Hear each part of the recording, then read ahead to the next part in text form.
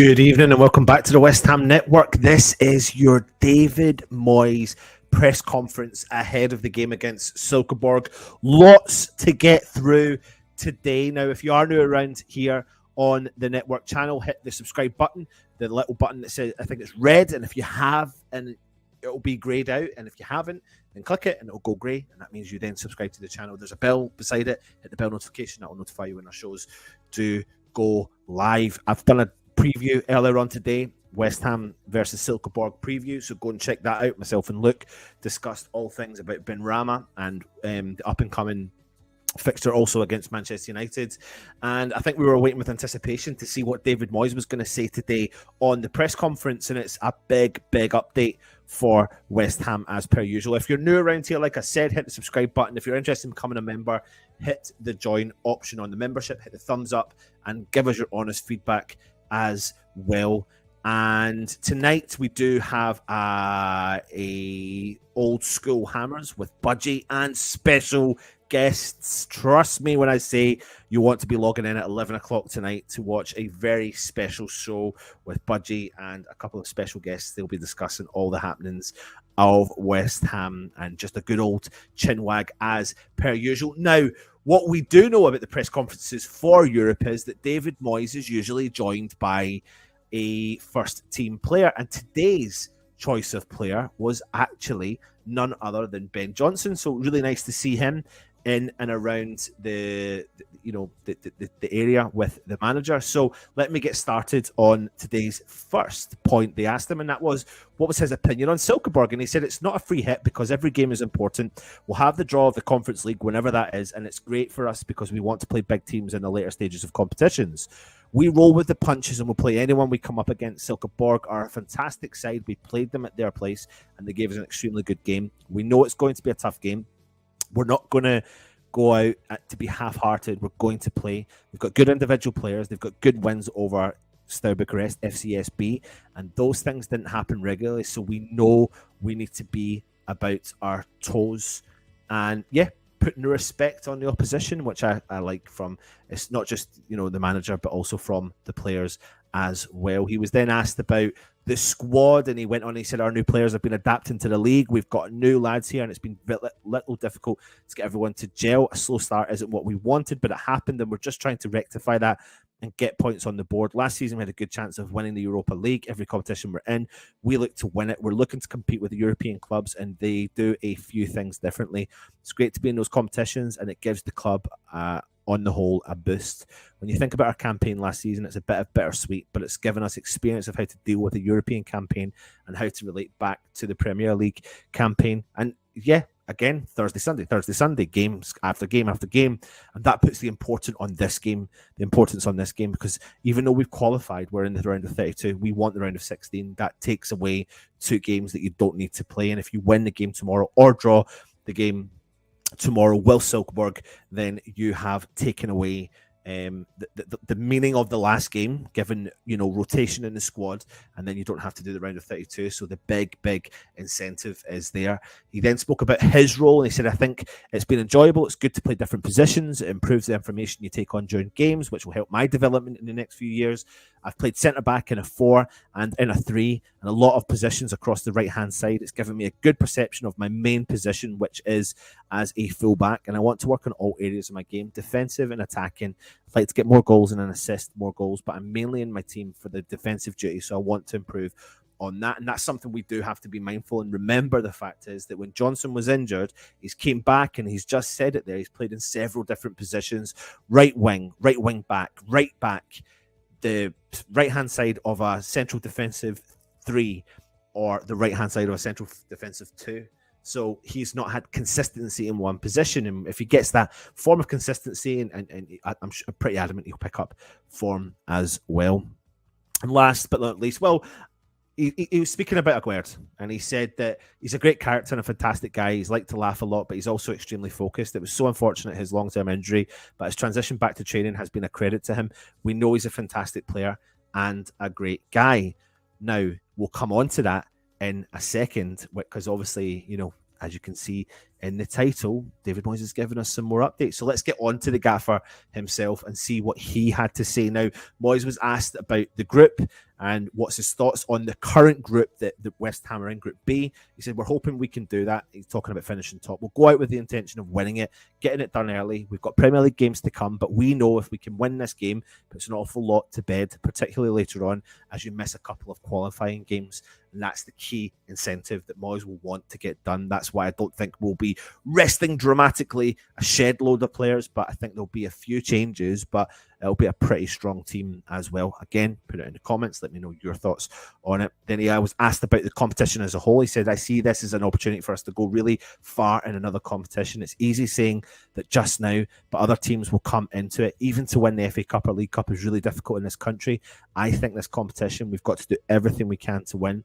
We've qualified from the group, so in that regard, job done. Our next little bit is trying to win the group, which is nice to hear. Good, taking the competition serious, and that's everything that we want to hear. Next, he was asked about winning, and he said, I don't know if we have mastered it. This is in relation to winning 5 in a row as well. I don't know if and I don't know if teams have this year. When it comes to the quarterfinals and semi-finals, with home and away teams, if you win that group, you don't play until March. What we've been able to do is chop 5 or 6 players here or there and change it, and it has an effect, and did have an effect on us last year. We strengthened the squad partly because come February or March, we didn't have enough. Absolutely. Next, he was asked about the home form, which is what I've just mentioned. He said, I think it's the supporters who have found their home now. This is the team that many have supported for their whole lives, and I think the supporters have taken it now. They've wanted to turn it into a hard place for away teams to come to. We're trying to do an awful lot of things to make a better spectacle for all the supporters. My praise would go to the players for the hard work they've done on winning games. Now, you've got such a split fan base when it comes to the stadium in itself. You hear people who just don't even go to the games anymore, and that's their opinion and their choice, and they're allowed to do that, and they make that decision.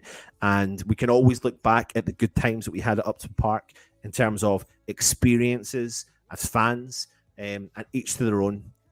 I'm gutted that we moved when we did. I'm over it a little bit, and I'm just more excited about moving on with West Ham now, because we can't look back anymore. We can't, because it's gone. So it's about looking forward and what we can do. And David Moyes is bringing us that option of progressing as a club. Again, goes back to the debate of whether you are a Moyes fan or not. But the simple thing is that we are in a better off position than what we were 2 years ago. And I do want progression, but I don't know how quick progression will come that maybe the fans do want. So that's an interesting point you definitely need to look at as well. Then Moyes was asked about Silkeborg. He said they're a very good team. We had Viborg in the qualifier, and we've got Silkeborg, who are 3rd or 4th in the Danish league. And I think Danish football is an incredible up at the moment. Danish football has got an awful lot going for it. I think the style is excellent, and I really admire them.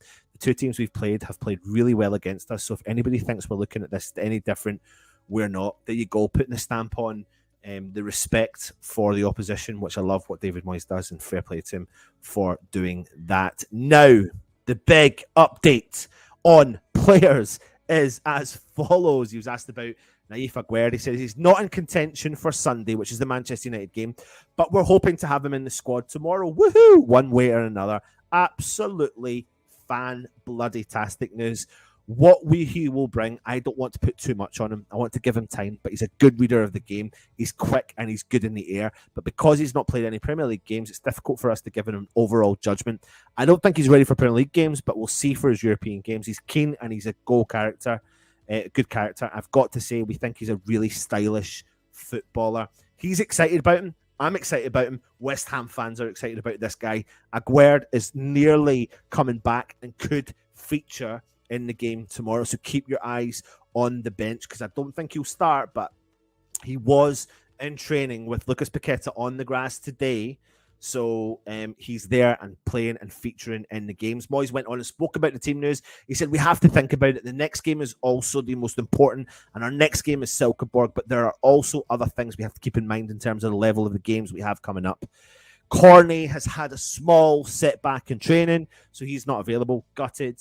Dawson is improving, but he is not fit enough for the game. Gutted. And Lucas Paqueta is not available. Gutted. But hopefully they're not too far away. But we're really touch and go for Sunday as well. So I don't know how you want to look at that, but it means that we've got signs of players coming back. Aguerd, huge, but maybe these 4 players we're talking about is touch and go, whether 1 or 2 will be available for the Manchester United game. It's essential we get these players making sure they're ready to rock and roll, not half-hearted, not doing what West Ham have all used to do, progressing, moving forward, and making sure the player's ready to go. It's crap because I think Cornet would have been really good for this game, or be featured for this game, or thereabouts, and that may have knocked back his kind of path coming back into the team. But we're getting closer to getting everyone back fit, and it will be exciting times when they are. So that's another good update. He was asked about Scamacca, and he said Gianluca is interesting. He's a really good, nice lad. He's got some great traits as a centre forward. Hold up play stature, can score with his head, and has a cannon in his right foot. There are things I think he can do better, but his movement is good. He's a really great character. It's really hard to find good young centre forwards these days. It's hard to find someone who can make a difference, and we're hoping he can get better. I completely concur with what he said there. He's growing in stature and his ability and his skill set. Against Bournemouth, it was a game that wasn't really particularly designed for him, but he'd done everything he needed to do to support the team. And he did try and let loose a few times. With a few shots from distance, but they were blocked. So I think it's coming, and I'll be interested to see if he even remotely features of some sort for the game tomorrow. So join me over the next couple of days. You'll be starting to see the starting 11. Then we do the predictions as well.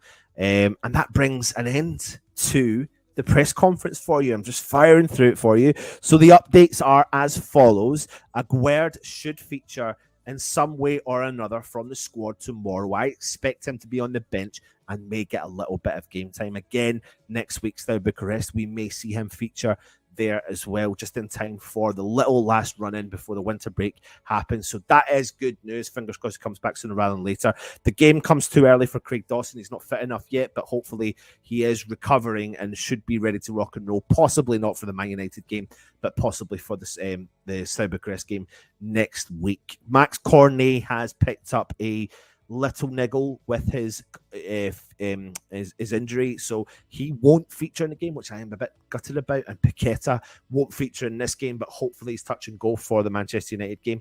But Paqueta and Aguerd were in first team training with the West Ham team today as well, so things to be mindful of.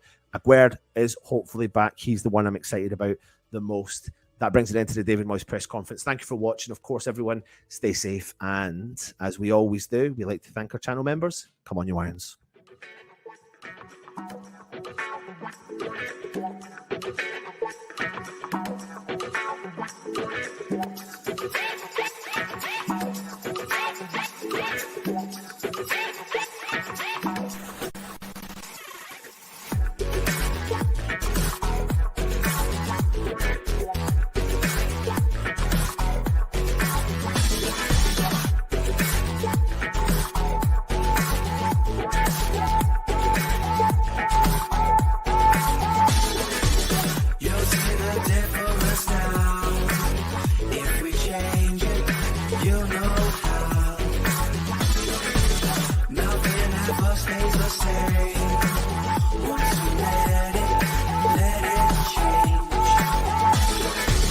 It's like a family tree.